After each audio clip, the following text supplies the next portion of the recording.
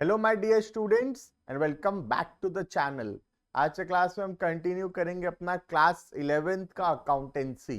पिछले क्लासेस में हम एक टॉपिक शुरू किए थे जिसका नाम था बेसिक अकाउंटिंग टर्म्स, जिसके अंदर हम सीख रहे थे अकाउंट्स में यूज होने वाले कुछ बेसिक वर्ड्स जिनका मतलब बिना जानते हुए हम आगे अकाउंटेंसी कंटिन्यू नहीं कर पाएंगे। तो सबसे पहले इंपॉर्टेंट है अकाउंट्स में यूज होने वाले कुछ बेसिक वर्ड्स का मीनिंग जानना, और वो वर्ड्स हम लोग 6 ठो पढ़ चुके थे ऑलरेडी। आज के क्लास में पॉइंट नंबर 7 से शुरू करेंगे जो कि है हमारा drawings. But before we start the video मैं बता दूं कि डिस्क्रिप्शन में एक ऐप का लिंक है, ऐप को जरूर से डाउनलोड कर लो। वहां पे complete notes, videos, practice set सब कुछ मिल जाएगा तुमको। एक व्हाट्सएप नंबर भी है, उस पर मैसेज करोगे तुमको ग्रुप्स में भी ऐड कर देंगे जहां पे exam information and other related information मिलता रहता है। ठीक है, स्टार्ट करते हैं वीडियो को। आज का वीडियो का पहला जो पॉइंट है वो है ड्राइंग्स। ड्राइंग्स बिल्कुल कैपिटल का ऑपोजिट होता है।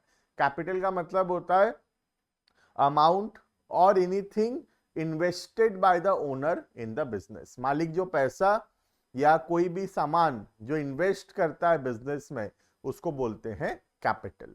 सिमिलरली ड्राइंग्स का मतलब है जब मालिक पैसा निकालता है या मालिक गुड्स निकालता है बिजनेस से अपने पर्सनल यूज के लिए, then that is called as drawings. ठीक है, तो कैपिटल का मतलब हुआ ओनर पैसा लगा रहा है बिजनेस में, दैट इज कैपिटल। अगर ओनर पैसा निकाल रहा है बिजनेस से तो उसको अकाउंट्स में बोलते हैं ड्राइंग्स। ठीक है, तो पैसा या गुड्स विड्रॉ किया है प्रोप्राइटर फॉर हिज पर्सनल या डोमेस्टिक या प्राइवेट यूज, मतलब अपने पर्सनल कामों के लिए पैसा या गुड्स निकाला है, then that is called as drawings. Drawings क्या करता है बिजनेस में? मालिक का कैपिटल को रिड्यूस करता है। जैसे ओनर इन्वेस्ट किया था 1 लाख, ठीक है, तो कैपिटल 1 लाख था। अब अगर उसमें से 10,000 रुपए ओनर ड्राइंग्स कर लेता है तो अब जो कैपिटल है वो कितना बचेगा? 90,000 का। मतलब drawings reduces the amount of capital in the business. ठीक है, देखना, it is the amount withdrawn और goods taken by the proprietor or partner for personal use. Drawing reduces the capital of the owner. Drawing क्या करता है? मालिक के capital को कम करता है। क्लियर है? नेक्स्ट आता है डिस्काउंट। डिस्काउंट किसको नहीं पता? बचपन से हम जानते हैं व्हाट इज डिस्काउंट। डिस्काउंट का मतलब होता है कोई भी चीज का प्राइस रिड्यूस होना, that is called as discount. It is the reduction in the prices of the goods.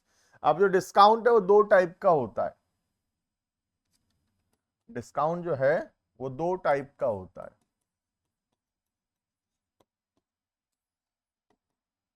एक है उसमें ट्रेड डिस्काउंट और दूसरा है कैश डिस्काउंट।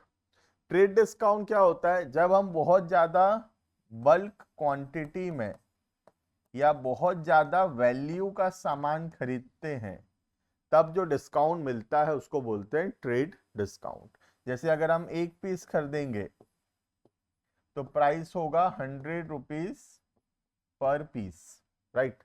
लेकिन अगर मैं 100 पीस खरीदूंगा, इफ आई परचेज 100 पीसेस, तो अब प्राइस 100 नहीं होगा, थोड़ा कम कर देगा सामने वाला और प्राइस लगाएगा let's say 95 rupees per piece. तो ये जो मैं ज्यादा बल्क में खरीदा, 1 पीस खरीदूंगा तो 100 रुपए पड़ेगा, लेकिन अगर 100 पीस खरीदूंगा तो सिर्फ 95 रुपीज पड़ेगा। तो ये जो 5 रुपए का मुझे डिस्काउंट मिला है पर पीस, इस डिस्काउंट को क्या बोलते हैं? Trade discount. ट्रेड डिस्काउंट क्यों दिया जाता है? जब गुड्स खरीदा जाता है बल्क क्वांटिटी में या ज्यादा वैल्यू का, ज्यादा रुपए का सामान हम खरीदते हैं, तब जो डिस्काउंट मिलता है that discount is called as trade discount. और दूसरा होता है कैश डिस्काउंट। कैश डिस्काउंट होता है जब हम टाइमली पैसा देते हैं, when there is timely payment for goods and services, तब जो डिस्काउंट होता है that is called as cash discount. जैसे कि फॉर एग्जांपल कई लोग बोलते हैं कि अगर 15 डेज के अंदर पैसा दोगे तो 2% डिस्काउंट देंगे। तो 15 दिन के अंदर अगर हम पैसा देते हैं तो 2% डिस्काउंट मिलेगा। तो ये जो डिस्काउंट मिल रहा है 2% का, क्यों मिल रहा है? क्योंकि हम टाइम से पहले या टाइमली पैसा दे रहे हैं। तो जो डिस्काउंट मिलता है टाइमली पैसा देने के वजह से, that discount is called as cash discount. Clear है ये? तो डिस्काउंट ब्रॉडली दो टाइप्स के होते हैं, one is trade discount and other is cash discount. पहले पढ़ते हैं trade discount. It is a discount given by the seller to the purchaser of goods of certain quantity. जब ज्यादा क्वांटिटी में या ज्यादा वैल्यू का सामान हम खरीदते हैं तब जो डिस्काउंट होता है that is trade discount. Sales are recorded at net value. हम किस पे रिकॉर्ड करते हैं? नेट वैल्यू पे। मतलब 1 लाख का सामान था, 10,000 का ट्रेड डिस्काउंट मिला, तो कितना में हम सेल हुआ या कितना में परचेज हुआ? 90,000 में। तो जो ट्रांजेक्शन है वो रिकॉर्ड होगा एट 90,000। इसको बोलते हैं नेट वैल्यू। ठीक है?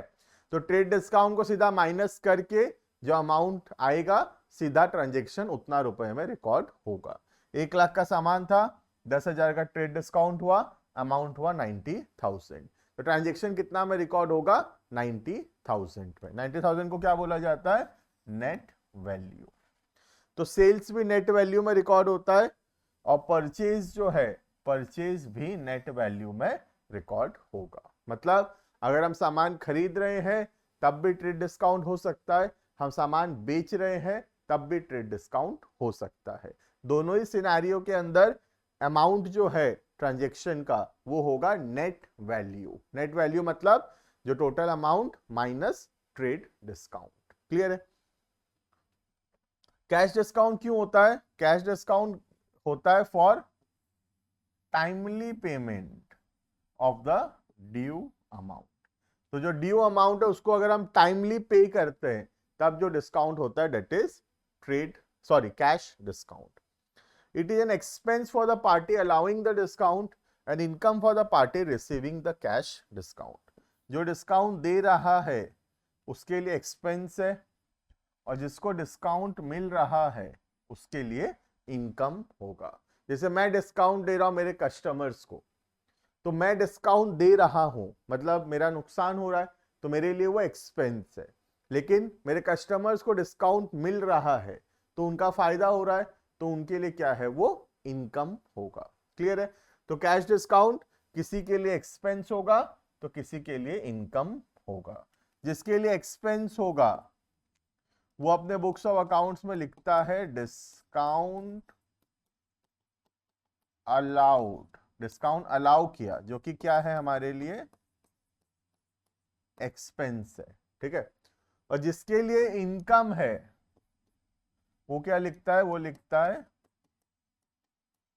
डिस्काउंट रिसीव्ड, जो क्या है? रेवेन्यू है, इनकम है। ठीक है? नेक्स्ट आता है ट्रेड रिसीवेबल। ठीक से समझना व्हाट इज ट्रेड रिसीवेबल, बहुत इंपॉर्टेंट है। ठीक है? सपोज ये हमारा बिजनेस है, ये हमारा दुकान है। ठीक है? अब मेरे पास मेरा एक स्टूडेंट आया, नाम है स्टूडेंट का मिस्टर ए। ठीक है? मिस्टर ए नाम का स्टूडेंट आया मेरे पास। सर स्टूडेंट का नाम मिस्टर ए कितना बेकार नाम है सर। सही बात है, वो तो मिस्टर ए नाम नहीं रखते।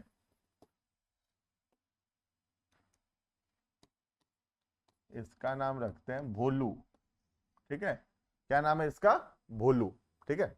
तो ये स्टूडेंट मेरे पास आया, सामान खरीदा मेरे से, मैं इसको क्या किया? सामान सेल किया। कैसे सेल किया? उधारी में। बोला सर मैं तो आपका स्टूडेंट हूं, आपका नमक खाया है, आपसे पढ़ाई की है, तो थोड़ा उधारी में सामान दे दो, थोड़ा दिन में मैं पैसा दे दूंगा। तो मैं देखा उसका मुंह, मुझे लगा कि दे देना चाहिए भाई, उधारी क्या दिक्कत है।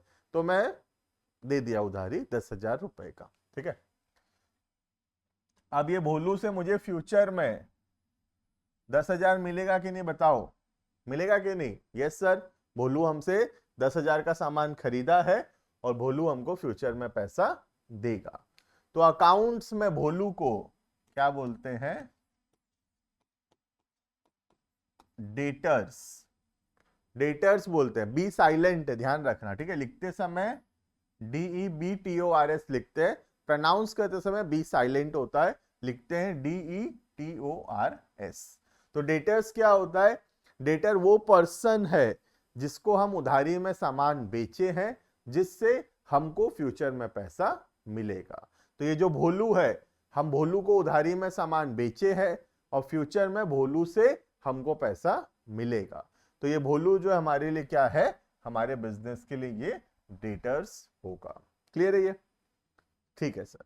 अब फिर से और ये वाला एग्जांपल क्या है सर, ये भी बताओ, ये क्या है? देखो ध्यान से। ठीक है, अब एक और जन आया मेरे से उधारी में सामान खरीदने, भोलू है, इसका नाम क्या लिखूं बताओ? छोटू रखता हूं, छोटू। ठीक है, तो ये छोटू भी मेरे से सामान खरीदने आ गया। ये बोला सर उधारी में सामान दो सर, आप सबको दिए हो, बाकी स्टूडेंट लोग को देते हो, मुझे भी दे दो सर उधारी में सामान। मैं इसका मुंह देखा, मुझे उतना भरोसा नहीं हुआ इस पे, मैं सोचा थोड़ा कम उधारी देते हैं इसको। कितना का उधार दिया मैं? सिर्फ 5,000 रुपए का। ठीक है, तो छोटू मेरे से 5,000 का सामान खरीदा। अब छोटू जाने लग गया, मैं बुलाया छोटू को, इधर आ छोटू, इधर आ। मैं बोला ये कहाँ जा रहा है बिना पैसे दिए?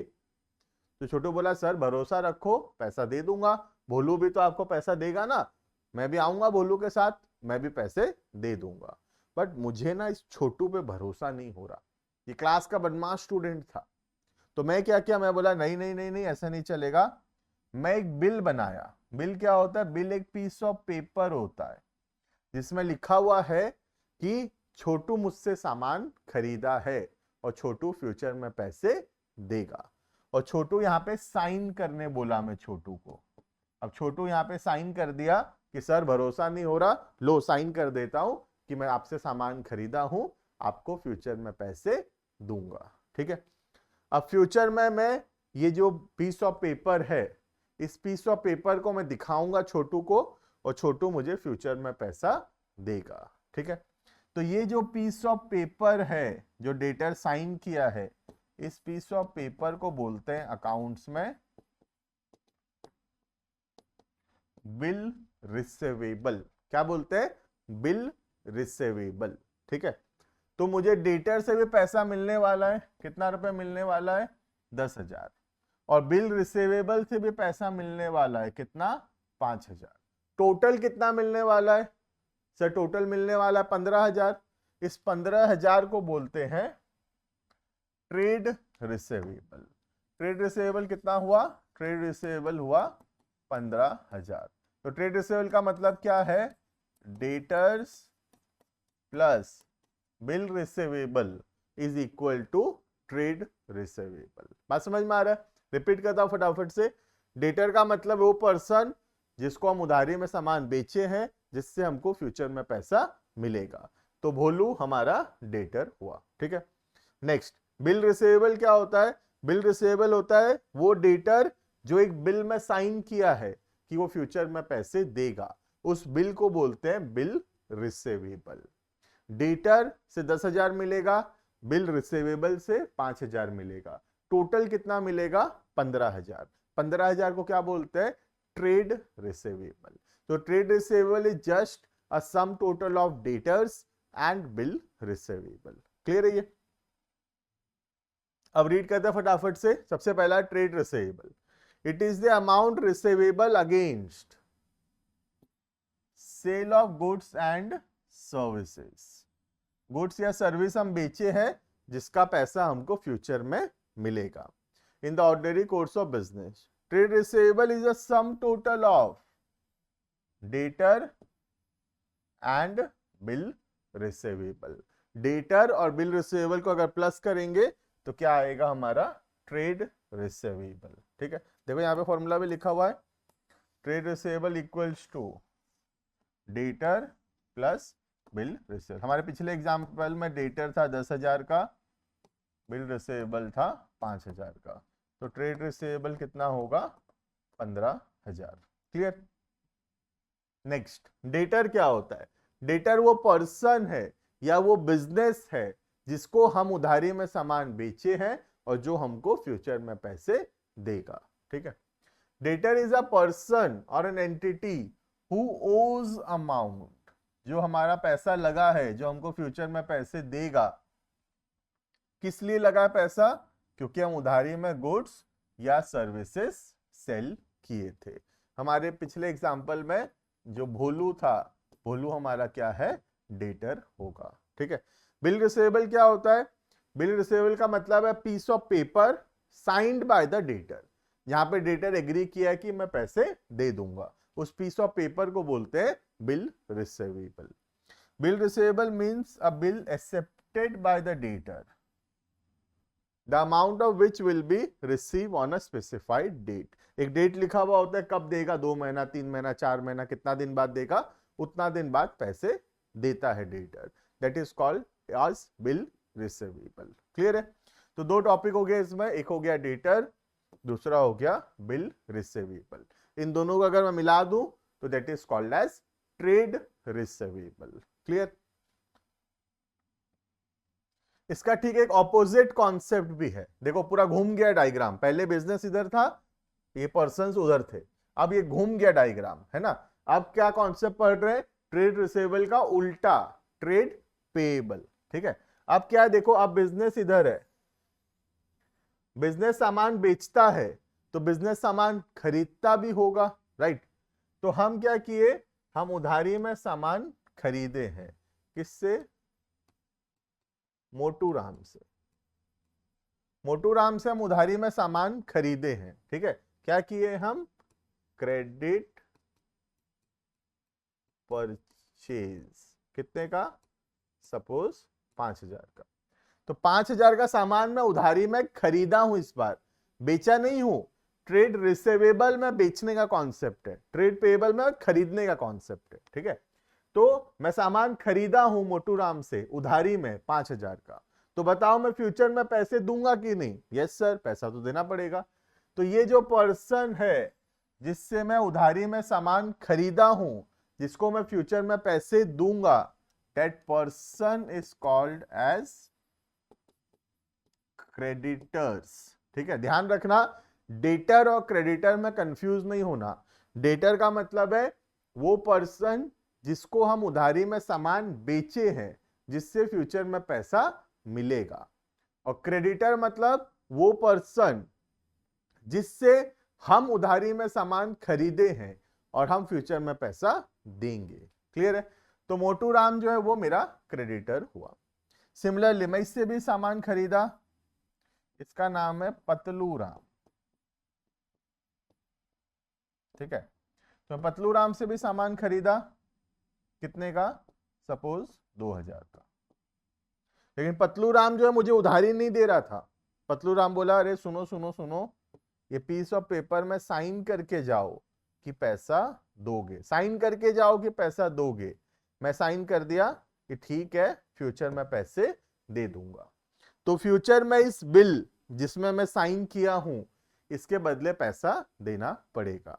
तो ये जो 2,000 का बिल है, इसको अकाउंट्स में बोलते हैं बिल्स पेएबल। क्लियर है? बिल को क्या बोलते हैं? Bills payable. बिल्स पेएबल कितना है मेरे एग्जांपल में? 2,000। क्रेडिटर कितना है मेरे एग्जांपल में? 5,000। दोनों को मिला देंगे अगर, तो उसको बोलेंगे ट्रेड पेएबल। तो trade payable is a sum total of creditors and bills payable. जैसे trade receivable is a sum total of debtor and bill receivable, वैसे यहां पे it is sum total of creditors and bills payable. Creditor कौन होता है? जिससे हम उधारी में सामान खरीदे हैं, फ्यूचर में पैसा देंगे। और बिल्स पेएबल क्या होता है? वो बिल जो साइन करवाया है क्रेडिटर हमसे और हमको उस बिल के बदले फ्यूचर में पैसा देना पड़ेगा, that is called as bills payable. और दोनों को मिला के बोलते हैं ट्रेड पेएबल। ठीक है। देखना, what is trade payable? It is the amount payable for purchase of goods और सर्विसेज, ठीक है, on credit. Trade payable is the sum total of creditors and bills payable. इन दोनों को अगर हम मिला देंगे that is called as trade payable. Formula भी लिखा हुआ है, trade payable equals to creditors plus bills payable. Clear. अब हम देखेंगे एक एक करके. क्रेडिटर क्या है, बिल्स पेएबल क्या है. क्रेडिटर वो पर्सन है जिससे हम उधारी में सामान खरीदे हैं, फ्यूचर में पैसा देंगे. क्रेडिटर इज अ पर्सन और an enterprise to whom an enterprise owes amount, जिसको फ्यूचर में पैसा देंगे. क्यों देंगे? Against credit purchase of goods और सर्विसेज. क्लियर है. बिल्स पेएबल क्या होता है? बिल्स पेएबल है the bill accepted by the enterprise, accepted by the business, the amount of which is payable in the future. तो हम सामान खरीदे हैं और हम बिल एक्सेप्ट किए हैं जिसका पैसा हम फ्यूचर में देंगे on a particular date, that is called as bills payable. तो मेरे एग्जांपल में 2000 का सामान मैं खरीदा था और बिल साइन किया था, 2000 को बोलते हैं बिल्स पेएबल. और 5000 का सामान खरीदा था उसको बोलते हैं क्रेडिटर्स. और ये दोनों को अगर मैं मिला दूं तो it is called as trade payable. Clear है ये. तो this was all about what is drawings, what is discount, what is trade payable, what is trade receivable. हम बहुत डिटेल में जा रहे हैं, हम ऐसे ऊपर ऊपर से नहीं पढ़ रहे. तुम देखोगे बहुत सारे वीडियोस मिल जाएंगे यूट्यूब में, एकदम ऊपर ऊपर से पढ़ा के एक दो क्लास में पूरा बेसिक टर्म्स खत्म कर दिए. हम ऐसा नहीं करेंगे, हम एकदम डिटेल में चलेंगे, एकदम प्रॉपरली चलेंगे. तो एकदम धीरे धीरे चलेंगे, कोई हड़बड़ी नहीं है मुझे, मैं एकदम डिटेल में कवर करना चाहता हूं, इसलिए मैं एकदम स्लो डाउन करके आराम आराम से अच्छे अच्छे एग्जांपल्स लेके तुमको समझा रहा हूं. ठीक है, मिलते हैं आने वाले क्लासेस में.